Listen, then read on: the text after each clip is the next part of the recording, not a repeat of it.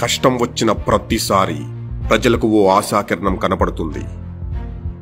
రాష్ట్రం ముక్కలై రాజధాని లేక, నిధులు లేక, పాలించటానికి కనీస భవనం లేక దిక్కుతోచని స్థితిలో ఉన్న సమయంలో ప్రజలకున్న నమ్మకం చంద్రబాబు గారొక్కరే.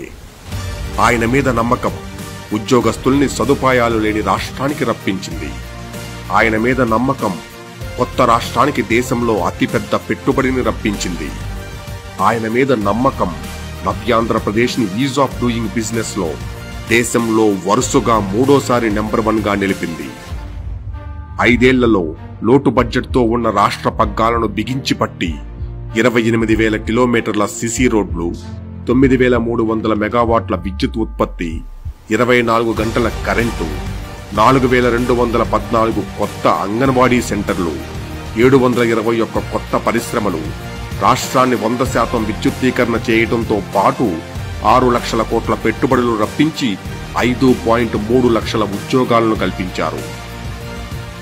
అభివృద్ధిని పరుగులెత్తించి సంక్షేమాన్ని దానికి జత చేసి 200 రూపాయల పెన్షన్ను 2,000 రూపాయలకు పెంచి చంద్రన్న బీమా, ఆదరణ, పెళ్లి కానుక, టూల్ కిట్లతో పాటు 1,000 కోట్లతో కార్పొరేషన్లు ఏర్పాటు చేసి అభివృద్ధిని, సంక్షేమాన్ని సమపాళ్లలో అందించిన దార్శనికుడు ఆయన.